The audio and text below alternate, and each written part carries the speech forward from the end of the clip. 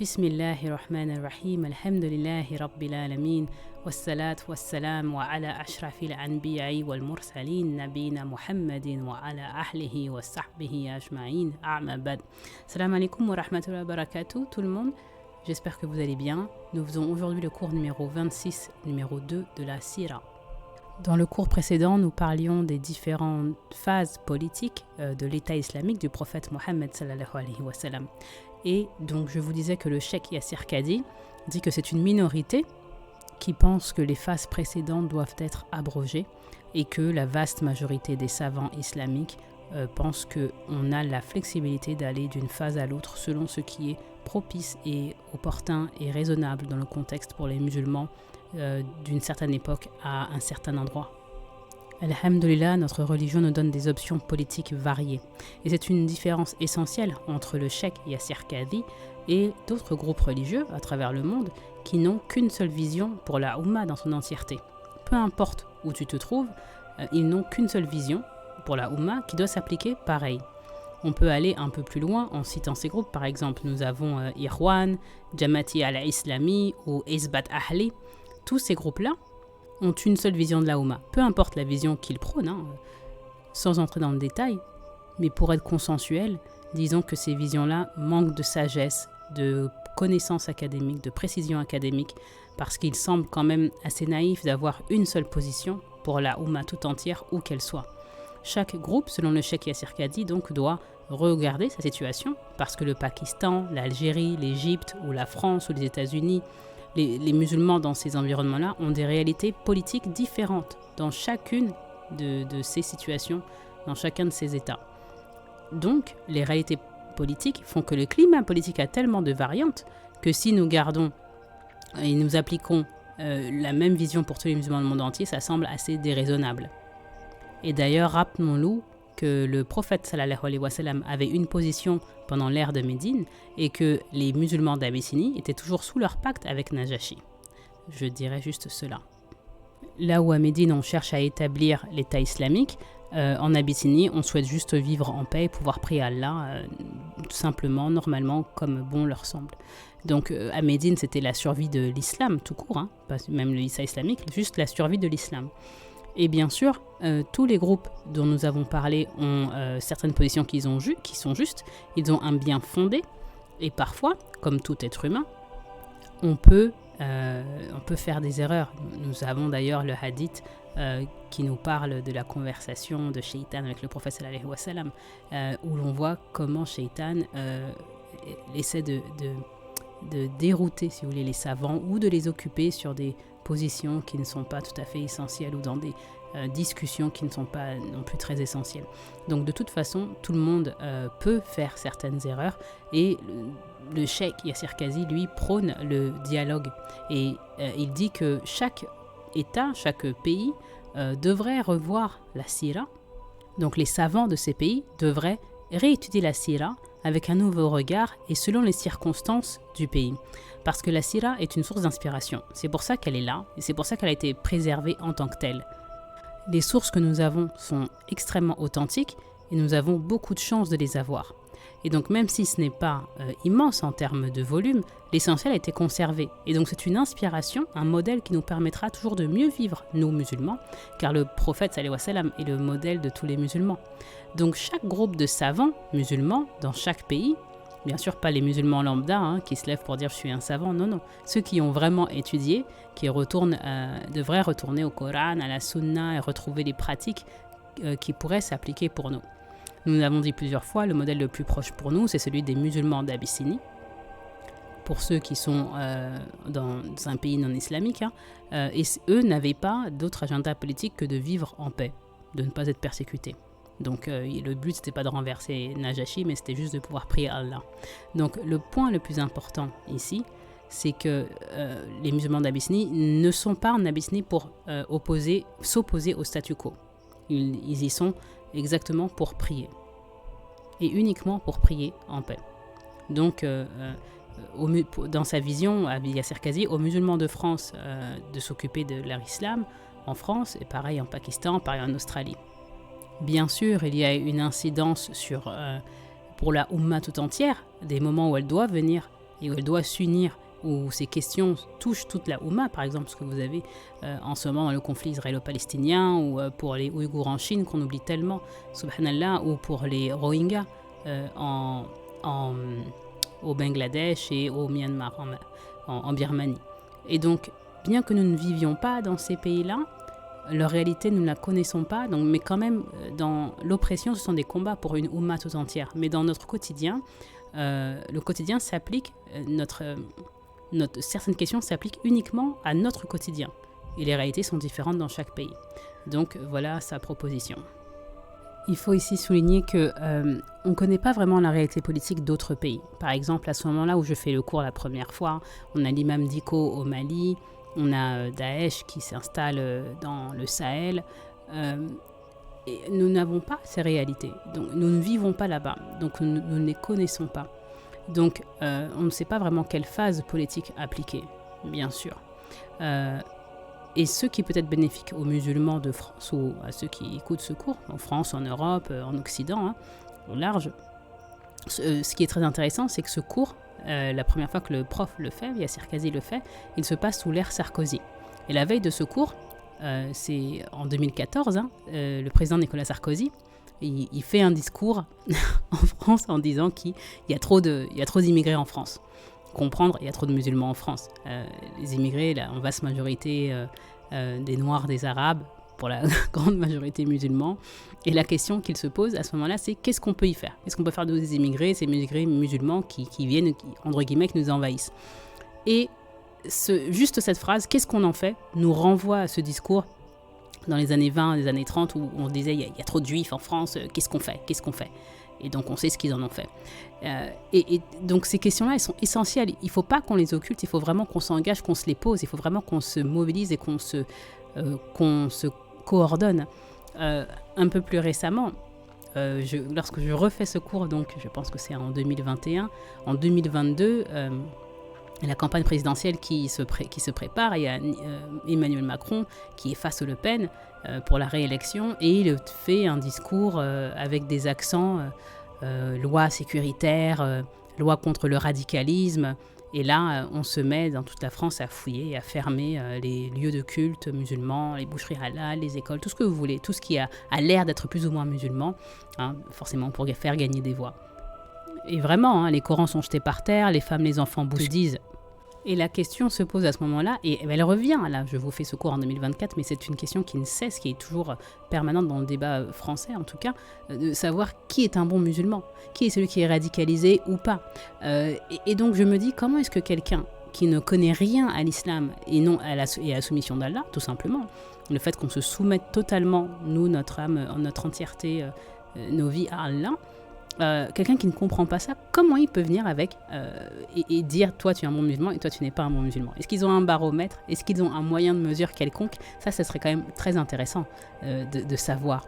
Et donc ces questions-là, elles sont dangereuses pour les communautés de musulmans qui vivent en minorité dans tous ces pays-là, que ce soit la France ou que ce soit ailleurs. La France est un peu plus virulente dans les propos, en tout cas. Pas totalement dans les faits, parce que bien sûr on fait toujours la distinction entre le gouvernement, les politiques françaises et bien sûr les Français. Mais en tout cas pour le groupe principal des musulmans qui sont, j'ai envie de dire, qui vivent leur islam selon les préceptes que le prophète sallallahu alayhi wa sallam nous a laissés, on se trouve un peu pris entre le marteau et l'enclume, donc entre ces politiques très radicales qui veulent radicaliser l'opinion publique, et qui tournent 24h/24 sur les médias populaires en France et ailleurs, aux États-Unis également.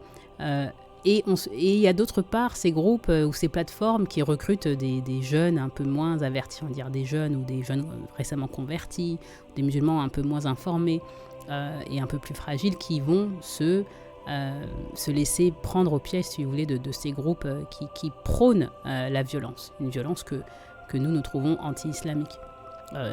Comme on l'a vu, il y a plusieurs cadres d'application. Et la violence, tuer les innocents, c'est vraiment une chose dans laquelle l'islam ne se reconnaît pas. La bithalik, n'est-ce pas?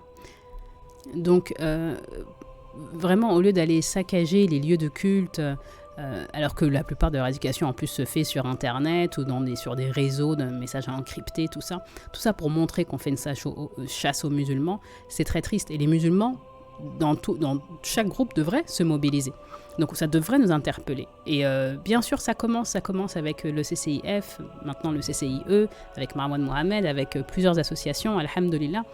Mais c'est important que de penser qu'on fait ce cours pour que nous l'appliquions à nos vies ensuite.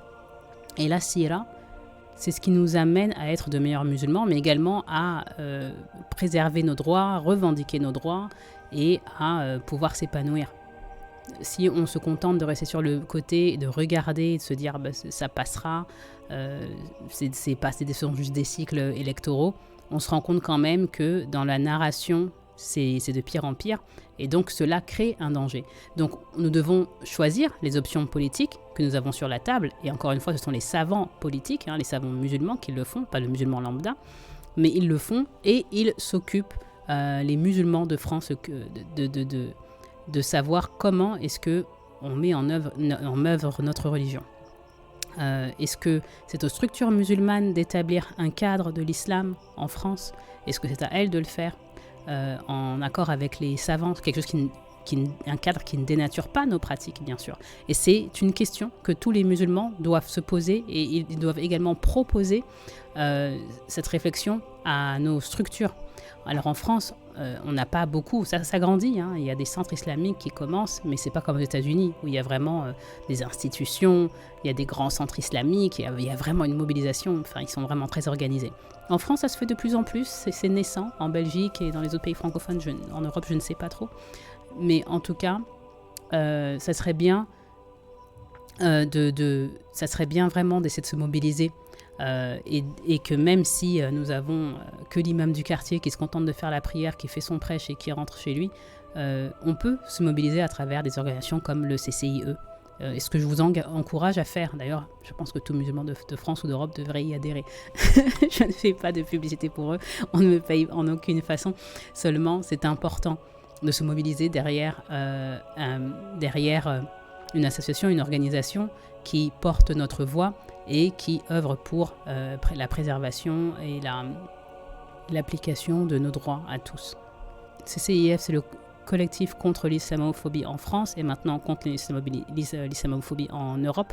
Contrairement au culte musulman français, ils sont très actifs et ils remontent toutes ces idées-là. Ils organisent les musulmans de France, ils proposent un soutien organisationnel, un soutien juridique afin que les musulmans aient un poids politique réel en Europe, contrairement au Conseil du culte musulman qui ne fait pas vraiment de propositions et qui se contente de valider un petit peu tout ce que demande le gouvernement, donc d'entériner certaines décisions. Et bien sûr, le gouvernement a ses motivations, que ce soit contre le Front National ou autre. Franchement, le fait est que les musulmans en pâtissent et donc nous avons tous un devoir d'agir. Nous ne sommes pas là pour rester silencieux parce que demain, on vous retirera vos droits. Et demain, peut-être on ne pourra plus entendre l'azan, on ne pourra plus se voiler, même dire Allahu Akbar maintenant, si tu es fiché S ou terroriste, ça devient vraiment dangereux. Enfin, on peut même juste presque pas pratiquer. Bien sûr, c'est pas encore distillé dans le quotidien de chacun. Comme je dis, c'est surtout dans les médias, mais et sur la place publique. Mais je pense que dans le quotidien de beaucoup de franco-musulmans, de français musulmans, il n'y a pas de problème pour appliquer son islam. Mais bien sûr, tout ça, c'est une progression. Donc, il faut toujours rester mobilisé. Je ferme cette parenthèse politique. Et on retourne au traité d'Aqaba. Donc après ce traité, le prophète sallallahu alayhi wa sallam fait une annonce aux musulmans de Makka. Certains disent que cette annonce a été faite avant le traité, mais bien sûr on n'a pas de date dans la sira. Et le prophète sallallahu alayhi wa sallam dit « Allah m'a montré la terre où vous allez immigrer ». En gros, il dit « je l'ai vu en rêve ». C'est une terre de palmiers dattiers. Donc vous savez, les arbres de palmes, les palmiers dattiers, c'est là où on a les dattes. Donc c'est une terre de palmiers dattiers entre deux terres volcaniques. Il utilise l'Abatéine, donc les plaines volcaniques. Et bien sûr, Médine est entourée à l'est et à l'ouest de roches volcaniques. Si vous prenez un vol de jour, un jour vous allez à Médine, vous verrez qu'on ne peut pas marcher sur ces roches. Elles sont assez grosses, on voit bien les trous poreux, on voit bien que c'est de la lave. Un cheval ne pourrait pas avancer sur ces plaines. Et Médine est entourée de part et d'autre de cette roche. Il y a sûrement eu un volcan plusieurs milliers d'années auparavant qui a déversé la lave. Et donc cette roche dure poreuse, elle entoure Médine. Et d'un autre côté, il y a beaucoup de dattes. Il y a des champs de palmiers dattiers, des plantations de palmiers dattiers. Dans une autre version, le prophète sallallahu alayhi wa sallam leur annonce cela, mais il ne connaît pas la ville. Et quelques jours plus tard, il revient et il dit aux musulmans « Allah m'a dit qu'il s'agit de Yatrib ». Dans une autre version, encore une troisième version, le prophète sallallahu alayhi wa sallam dit « J'ai pensé que c'était Khaybar, mais en fait, c'est Yatrib ». Dans une autre version, quatrième, il pense au Yémen. Donc, en fait, il y a peu d'endroits dans la péninsule arabique où il y a de vastes zones vertes avec des palmiers dattiers. Il y a Khaybar, qui est le lieu d'une bataille, on verra la bataille de Khaybar. Il y a un autre endroit au Yémen, mais ni l'une ni l'autre n'ont de roches volcaniques. Donc le seul endroit, c'est Médine. Et le prophète sallallahu alayhi wa sallam leur donne la permission d'émigrer. Lorsqu'ils ont la permission, les musulmans commencent à émigrer en paire ou seuls. En secret, bien sûr, sinon ils auraient été empêchés par les Quraysh. Les tensions à ce moment sont à leur comble, au plus haut. Et le premier à émigrer, c'est Abu Salama. Abu Salama, son nom complet, c'est Ibn Abdil al-Assad. Et sa femme, c'est Salama. Salama qui deviendra une des Ummahat al-Muminin, une des femmes du prophète sallallahu alayhi wa sallam, donc une des mères des musulmans. Et à la mort de son mari, Abu Salama, elle épousera le prophète sallallahu alayhi wa sallam. À cette époque, elle est donc la femme d'Abu Salama, et lui, il n'est pas Qurayshi. C'est un des rares exemples dont nous avons parlé il y a quelques cours. C'est l'homme qui quitte sa tribu pour être adopté par la tribu de la femme, et c'est ce cas-là. Donc Abu Salama, c'est un noble, un homme libre qui a juste changé de tribu, et il habite à Makkah avec sa femme. Donc lorsque la persécution s'intensifie, année 5 ou 6, il émigre en Abyssinie avec sa femme. Comme il n'est pas Qurayshi de sang, c'est un des premiers à être persécuté. Donc il va en Abyssinie. Et lorsque la rumeur de la conversion des Quraysh leur vient, vous vous souvenez, entre guillemets, ainsi dans des versets sataniques, entre guillemets, il revient. Mais eux ne repartent pas. Donc vous savez qu'il y a un deuxième groupe qui repartent, une deuxième hijra en Abyssinie. Et eux, Salama et Abu Salama, restent à Makkah. Et ils feront leur deuxième hijra à Médine. Et donc, il y a un très petit groupe de gens qui auront fait 2 hijra. Donc, Abu Salama prend ses affaires, il part avec sa femme et son fils. Il part sans se cacher parce que c'est un homme libre et donc il pense qu'il peut faire ce qu'il veut. Et quand il sort de Makkah, et d'ailleurs c'est pourquoi les autres ensuite partiront en cachette, quand il sort de Makkah, les Quraysh l'attendent armés. Et ils lui disent « Toi, tu peux partir, t'es pas de chez nous de toute façon. Mais ta femme, elle est à nous, ni l'enfant qui est avec elle. Il part pas non plus. » Donc en gros, ils ont chassé Abu Salama, il était obligé de partir seul à Yatrib. Et lorsque la tribu d'Abu Salama apprend ce qu'il s'est passé, ils envoient une délégation au Quraysh. Il dit au Quraysh, la femme elle est à vous, c'est une Qurayshi, mais l'enfant il est à nous. Vous savez que chez les Arabes, l'enfant est ensuite sous la garde du père. Chez les Arabes, écoutez bien. Et donc ce qui se passe, c'est que la tribu d'Abu Salama, donc ils en viennent un peu à se disputer avec les Quraysh et ils commencent à se tirer l'enfant. Ils le tirent vraiment, vous savez, comme le jeu de la corde. Et ils le tirent si bien qu'une de ses épaules se déboîte. Et Salama, bien sûr, sa mère, elle crie, prenez-le, prenez l'enfant. Et la tribu d'Abu Salama prend l'enfant, il reste chez eux. Et Abu Salama est à Yatrib et elle reste à Makkah. Et les Arabes, ils le font juste par fierté, par jahilisme, juste pour dire « ça, c'est à moi, et qu'est-ce que tu vas faire ?» Ils n'en ont rien à faire ni de la mère, ni de l'enfant. Et donc, ils sont tous les trois séparés. Et Salama, celle qui nous raconte l'histoire, elle nous dit « J'allais tous les jours à Al-Babtha. Al-Babtha, c'est la limite de Makkah dans le désert. Et elle dit « J'allais là-bas pleurer. » C'est une jeune mère qui vient de perdre son fils et son mari. Vous vous rendez compte, son fils n'a que 2 ans. C'est un bébé. Donc, et elle dit jusqu'à ce que mes cousins, une partie des gens des Banu Marzoum, donc jusqu'à ce que mes cousins aient pitié de moi, qu'ils aillent supplier les anciens de me laisser partir. Donc ils vont dire aux anciens, Yani c'est une femme, qu'est-ce qu'elle va faire de mal, qu'est-ce qui peut se passer. Les anciens finalement, ils acceptent. Donc elle va voir la tribu d'Abu Salama, les tensions sont redescendues, tout est plus calme, ils acceptent de lui rendre son fils. Et elle dit, donc je vais à Médine.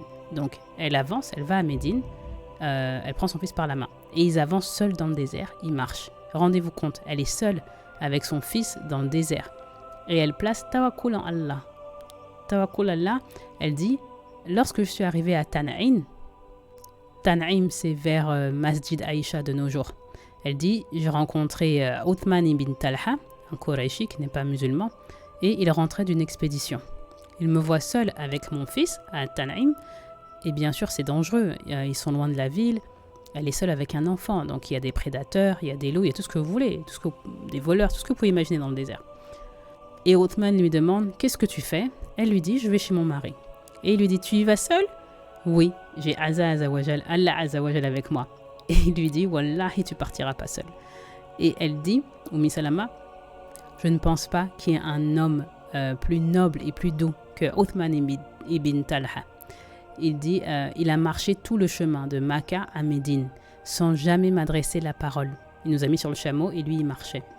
Et lorsqu'il était temps de partir, il a baissé le chameau, il s'est détourné et il s'est éloigné. Parce que bien sûr, elle va descendre. Donc quand elle descend, peut-être que, tu vois, on va voir un peu sa jambe. Donc il se détourne, il s'éloigne pour lui laisser ça, un peu de privacy, un peu d'espace.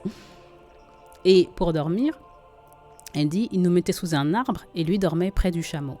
Et le matin, je remontais sur le chameau. Et nous avons fait cela jusqu'à ce qu'on arrive à Yathrib, jusqu'à ce que l'on voit les maisons de Yathrib au loin. Et il m'a dit, ton mari est là-bas. Et il m'a laissé le chameau pour aller rejoindre mon mari. Donc, Yasser Kadi nous dit, c'est un chemin d'à peu près 2 semaines.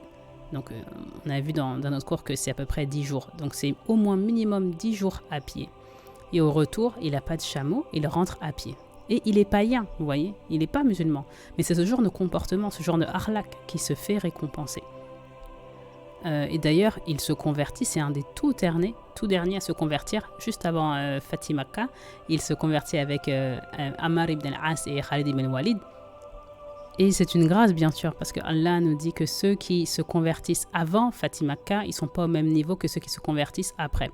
Donc les muhajirun, ils sont d'un niveau supérieur. Et lorsque le prophète sallallahu alayhi wa sallam fait la conquête de Makkah, il répartit les tâches. Donc, qui va nourrir les pèlerins, qui donne l'eau, qui garde les clés de la Kaaba, vous savez tout ça. Et Abbas reçoit la sikaya, c'est-à-dire nourrir les pèlerins. Et il demande également à avoir les clés. Et Allah Azawajal révèle Inna laha ya'murukum an tu'andu al-amanati inda ahliha. Et Allah te commande de donner les amana à ceux qui le méritent. Et donc, le prophète sallallahu alayhi wa sallam dit à Ali ibn Abi Talib de donner les clés à Uthman ibn Talha. Allah va donner la clé à Uthman et Uthman dit je pensais que ce serait les Banu Hashim qui la garderaient. Il avait entendu que Abbas avait également demandé les clés de la Kaaba. Et Ali lui dit non, Allah a révélé qu'on devait te la donner. Et le prophète sallallahu alayhi wa sallam continue et il dit il gardera les clés, lui et sa descendance, donc ils garderont la clé de la Kaaba jusqu'au jour du jugement. Et celui qui essaiera de la lui prendre sera un adhalim. Donc ça fait 1450 ans, au moins 1450 ans environ, que les gardiens des clés sont les descendants de Uthman ibn Talha. Jusqu'à nos jours, ils ont toujours la clé de la Kaaba. Alhamdulillah. Et bien sûr, Uthman ibn Talha, il a fait du bien, il a respecté Salama, qui sera une des Ummahat al-Mu'minin. À cette époque, personne ne s'en doute, personne ne sait qu'elle sera la mère des croyants. Mais un bienfait est toujours récompensé, comme Allah nous dit dans le Coran. Une autre histoire, c'est celle de Shu'aib al-Rumi. Shu'aib al-Rumi, vous vous souvenez, c'est un arabe qui vient du nord de l'Arabie, il n'est pas Qurayshi. Il est vendu aux Romains. Et il grandit donc chez les Romains. En plus, il a la peau claire, donc chez eux jaune, asfar. Il parle latin couramment et on dit même qu'il parle arabe avec un accent. Donc on l'appelle le Romain, Shu'aib al-Rumi, mais il n'est pas romain.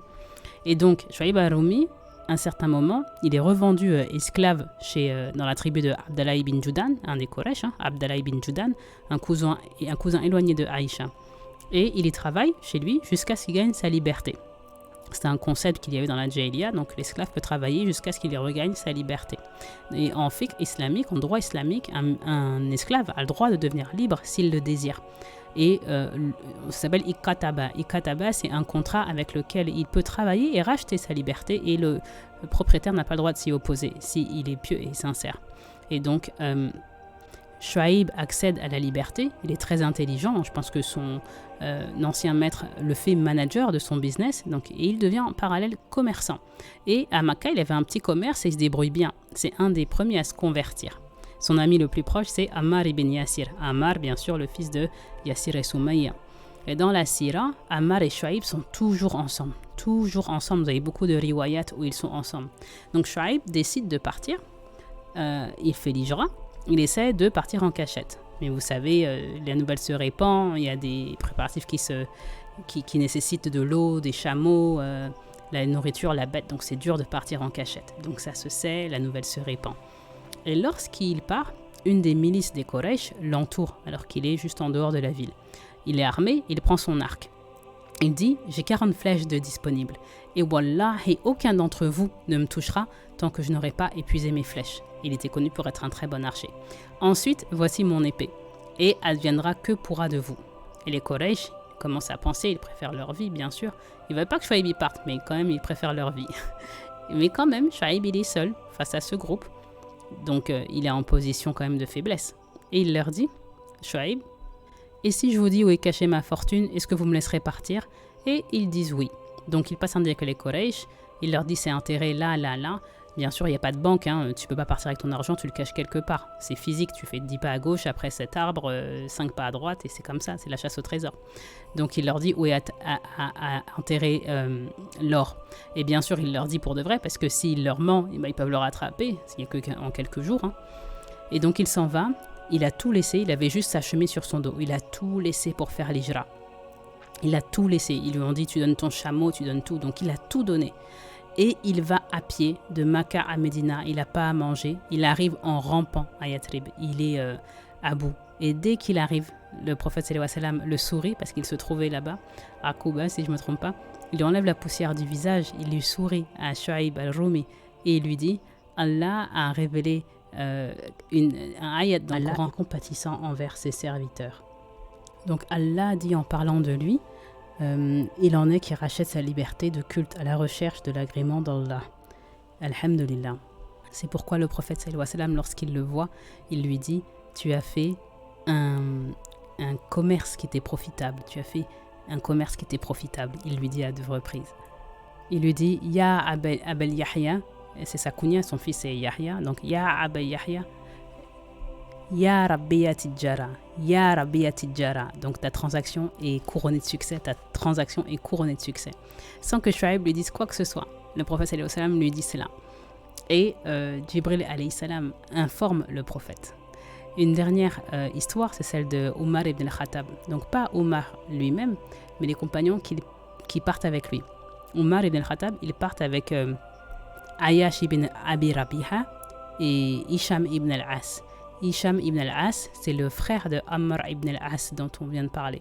Et Omar, il part avec ses compagnons. Et il raconte cette riwayat.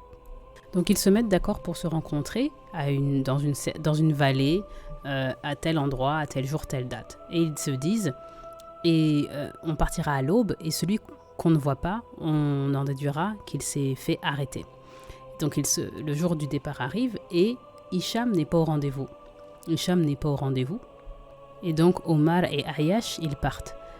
Et le temps qu'ils arrivent, eux ils arrivent sans encombre à Médine, mais le temps qu'ils arrivent, Abu Jahal vient lui avec son frère. Donc pour la petite histoire, il y a Abu Jahal, c'est le demi-frère de Ayash. Et ils ont aussi un autre demi-frère. Donc ils sont 3 demi-frères. Donc il y a Ayash, Abu Jahal et cet autre demi-frère. Donc ils ont tous la même mère, ils sont demi-frères. Ils ont des pères différents, mais ils ont la même mère.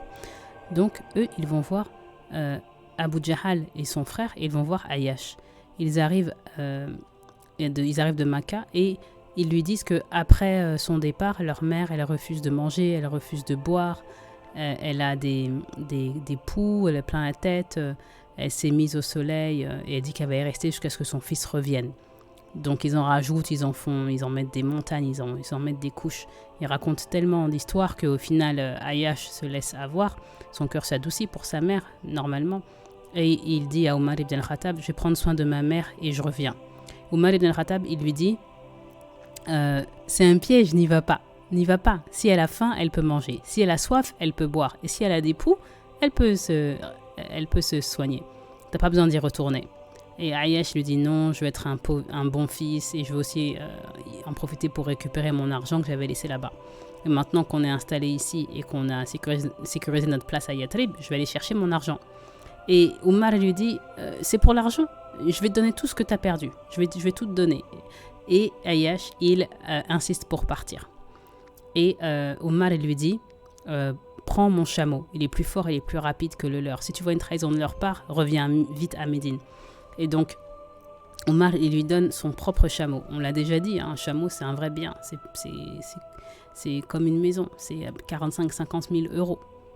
Il fait tout pour arrêter Ayash, mais il ne peut pas. Lui, Omar ibn al-Khattab, il voit bien le piège. Vous vous rendez bien compte, vous aussi, que c'est un piège. Mais Omar, il voit son frère musulman, alors que ses propres frères de sang, c'est eux qui trahissent Ayash. Mais Omar ibn al-Khattab, il fait tout pour l'en dissuader. Et bien sûr, sur le retour, Abu Jahal et son frère, ils montent un prétexte. Ils disent, ah, notre chameau, il est fatigué, on va montrer avec le tien, parce que c'est vrai qu'il était plus fort et plus rapide. Donc, comme il parle, Ayash, il se relaxe, et dès que Ayash, il abaisse le chameau de Omar, il lui saute dessus, il le ligote, il l'amène en prisonnier à Makka. Et il le parade en disant, voilà comment on traite nos idiots, voilà comment on traite nos idiots. Et Ayash, Ayash ibn Rabi'a, il est jeté dans un donjon. Et quand il est dans le donjon, il se rend compte que c'est là-bas qu'était Hicham. Et ils sont tous les deux faits prisonniers du coup. Et le prophète, sallallahu alayhi wa sallam, lorsqu'il émigre et qu'il émigre à Médine, son premier doua qunut, c'est pour Ayash, Hicham et les autres prisonniers. Il faisait un doua spécialement pour eux, après cette relevée du ruku.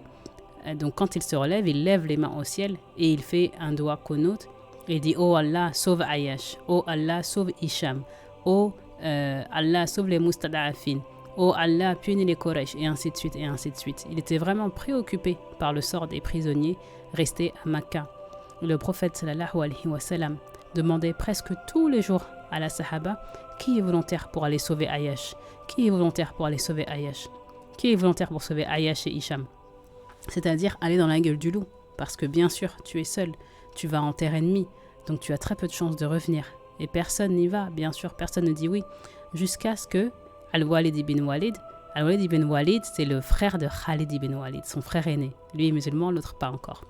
Et Al-Walid ibn Walid, il dit, moi, ya Rasulullah, je vais y aller. Donc il y va, il voyage de nuit, il va à Makka. Et c'est digne d'un film de Hollywood, hein. C'est la bravoure de ces gens à cette époque, subhanallah. Et Allah lui fait savoir où se trouve la prison. Donc peut-être que cette partie-là n'est pas digne de Hollywood en effet. Mais donc c'est pas tellement un donjon, on va dire que c'est une maison où ils sont retenus prisonniers. C'est pas une forteresse non plus. Donc Allah lui fait savoir où se trouve cet endroit et au milieu de la nuit, il entre dans le donjon, il coupe les liens de Ayash et de Hicham et il les ramène à Médine avec lui. C'est tout ce qu'on en sait. On n'en sait pas plus. Mais vraiment, ce sont des histoires légendaires. Wallahi, je ne sais pas si vous imaginez être à la place de Al-Walid ibn Walid. Déjà, il va à Makka, il trouve la location, il saute le mur. Le riwayat nous dit qu'il saute un mur. Après, il faut affronter les gardes. Peut-être qu'on ne sait pas s'il y en a. C'est digne de mission impossible, vraiment. Il est aussi brave que son frère, bien sûr. Ça coule dans leur sang. Khalid ibn Walid sera le fameux général. Et Ayash et Hicham deviennent des Sahaba connus. Très connu. Et Hicham meurt à Yarmouk en Shahid, où il y aura une grande victoire pour les musulmans. Et Allah a écrit une destinée brillante pour tous les sahabis et surtout pour les muhajirun. Sur le prochain cours, on enchaînera avec l'hijra du prophète sallallahu alayhi wa sallam et on va voir maintenant les questions du cours parce qu'elles sont importantes. La première question qu'il y a eu dans ce cours, c'est quelle est la différence avec le Zabour? Le Zabour, c'est le livre qui a été donné à prophète Daoud alayhi salam, David. Les psaumes de David font partie de l'Ancien Testament. Donc les Yahoud, eux, suivent le Zabour. Il n'y a pas de groupe qui suivent uniquement Daoud et pas Moïse. Pour eux, c'est une continuation. D'ailleurs, c'est une continuation, ça n'existe pas, les séparations.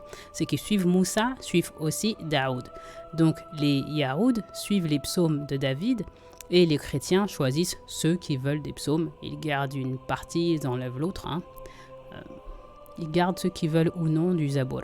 Parce que pour eux, le Nouveau Testament abroge l'Ancien. Donc l'ancien pour eux n'est plus valable, d'accord? Mais la Bible est comprise de l'Ancien Testament et du Nouveau Testament. Donc l'ancien qui regroupe tous les psaumes du prophète Daoud alayhi salam. Donc l'Ancien Testament, c'est le Pentateuque. Le Pentateuque, c'est les 5 livres, les 5 premiers livres. Je vous invite à les lire si vous ne l'avez pas fait. Donc il y a la Genèse, l'Exode, Léviticus, le Nombre et Deutéronome. Ce sont ces 5 livres-là qu'on appelle le Pentateuque.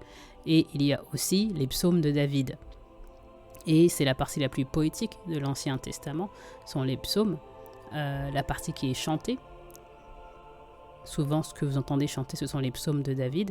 Et les musulmans reconnaissent que ces psaumes ont été donnés à le prophète Daoud, alayhi salam, qu'il les a reçus d'Allah, comme c'est écrit dans notre Coran. Et nous avons une phrase qui disent que les montagnes et les oiseaux chantent avec lui. Nous avons un ayat qui nous dit que les montagnes et les oiseaux chantent avec le prophète Daoud. Et on nous dit que c'est à lui que Allah a donné la plus belle des voix, celle de Daoud alayhi salam. Donc son livre de Tilawat, le livre qu'il a reçu d'Allah, les musulmans bien sûr croient à ce livre, nous croyons au Dieu d'Israël, et bien sûr c'est Allah subhanahu wa ta'ala. Et nous pensons qu'il y a des parties qui sont véridiques et nous savons que les chrétiens également chantent les psaumes du prophète Daoud alayhi salam. Il est dit que les Yaouds ont changé certaines parties des psaumes ou en ont retiré certaines parties. On ne sait pas si elles ont été changées, si elles ont été retirées, mais pour garder la face, parce qu'ils étaient bien sûr pour pouvoir camper sur leur position, ils ne pouvaient pas tout révéler. Et donc, c'est ce que les musulmans, les savants musulmans, pensent dans leur vaste majorité. Mais nous croyons bien sûr que ces psaumes viennent d'Allah, bien sûr. La deuxième question du cours, elle porte sur le fait de l'hijra en Abyssinie. Et donc l'élève, je pense, demande quelque chose comme comment est-ce qu'on sait que c'était du long terme, parce que au final, c'était du court terme. Et le cheikh répond, bien sûr, avec nos yeux du présent, quand tu regardes en arrière, tu sais que c'est du court terme. Mais la période, elle a quand même duré 14 ans. Donc comparé à cette histoire de la sira du prophète sallallahu alayhi wa sallam, c'est du très long terme même. Le prophète sallallahu alayhi wa sallam ne les rappelle qu'à Khaybar. Et une des interprétations, c'était que le plan B, si Médina ne marchait pas, c'était de se replier en Abyssinie. Et Jafar ibn Abi Talib, le prophète lui envoie naître que à Khaybar. Il y a Badr qui passe, Uhud qui passe, Al-Azab qui passe, et ils sont toujours en Abyssinie. Et ils reviennent une fois qu'il n'y a plus de risque pour les musulmans. Plus de risque immédiat ou de risque interne, parce que tous les Yahoud, donc, ils s'en vont, ils sont tous chassés. La dernière des tribus, c'est à la bataille de Khaybar. Et nous verrons comment ça se passe. Donc là, la sécurité est plus ou moins garantie. Et là, le prophète sallallahu alayhi wa sallam les appelle, les musulmans d'Abyssinie, pour qu'ils viennent à Médine. Donc on ne sait pas que cette hijra, elle est temporaire. Et temporaire, qu'est-ce que ça veut dire? Ça a duré 14 ans, et numéro 2, ça aurait pu durer 5 ans ou 100 ans. En fait, on n'en sait rien. Qadr Allah. C'est comme les gens qui émigrent d'Afrique en Europe et qui se disent c'est pour le court terme pour aller travailler, mais en fait de nos grands-parents et parents, beaucoup sont restés là-bas, beaucoup sont morts aussi là-bas. Donc on ne sait pas à ce moment-là, quand on prend cette décision, on ne sait pas si c'est du court terme ou du long terme. Et un troisième point, pourquoi est-ce qu'on dit que la situation des musulmans d'Abyssinie, c'est celle qui est le plus proche des musulmans de France ou d'Occident? C'est parce que tout simplement les musulmans d'Abyssinie n'ont pas vocation de renverser le pouvoir ou de prendre le pouvoir. Bien sûr, ils sont inclus, ils ne prennent pas à la vie civile et politique en Abyssinie, sous Najashi, mais en aucun cas ils ne cherchent à renverser le pouvoir ou à établir un pouvoir musulman. C'est qui est tout à fait le contraire de Médine, où il s'agit de changer la donne, d'établir un pouvoir politique, une république islamique, ce qui n'est pas le cas pour les populations, enfin pour les musulmans d'Abyssinie. Une autre question, c'était est-ce que les Yaouds croient au prophète? Et on sait qu'il croit au prophète. Safia, la future épouse du prophète, nous dit que quand elle a 6 ans, c'est le jour où le prophète arrive à Médine. Et donc les Yaouds, son père et son oncle, ils vont voir l'arrivée du prophète sallallahu alayhi wa sallam. Ils le reconnaissent. D'ailleurs, le Coran nous dit ils le reconnaissent comme l'un des leurs. Donc ils reconnaissent que le prophète sallallahu alayhi wa sallam est un prophète. Ils le reconnaissent comme l'un des leurs. Et donc, quand ils rentrent chez eux, le père et son frère, ils sont dégoûtés. Ils ne parlent même pas à la petite Safia, alors qu'en général, c'est le centre de l'attention, cette petite fille. Et l'oncle demande au père, qu'est-ce que tu en penses? Et le père dit, donc l'oncle lui demande, est-ce que tu penses que c'est lui? Et le père répond, oui, c'est lui, c'est le prophète. Et qu'est-ce qu'on fait? Et on s'opposera à lui jusqu'à ce qu'on meure. Et donc, il s'oppose par choc et par arrogance et par déception, parce qu'il ne vient pas de parmi les Yaouds et qu'il vient de chez les Arabes. Vous comprenez? Et donc, les Yaouds savaient que le prophète sallallahu alayhi wa sallam était un prophète, ils savaient que ce message était le message de la vérité et ils l'ont rejeté uniquement par arrogance et déception. Question numéro 4, c'est sur les clés de la Kaaba. Nous avons vu que les clés de la Kaaba, de nos jours, c'est une... Sadhana, c'est symbolique, bien sûr. Elle a été donnée à Uthman ibn Talha et ses descendants. Elle existe encore jusqu'à aujourd'hui, mais c'est symbolique. Mais même de nos jours, lorsque la Kaaba est changée, donc tous les ans, ils enlèvent le tissu, la lavent, tout ça, on appelle les descendants de Uthman ibn Talha parce que c'est ce que le prophète a dit. Jusqu'au jour du jugement, ils auront les clés. Les clés, elles sont symboliques de nos jours, on ne les utilise pas. Mais en tout cas, ils prennent part à ce cérémonial et à ce changement. Et ça sera, Inch'Allah, le cas jusqu'à ce que Allah Azza wa Jal établisse le jour. C'est sur ce point qu'on finit le cours numéro 26, deuxième partie de la Sira. Et je vous dis Assalamu alaikum wa rahmatullah wa barakatuh.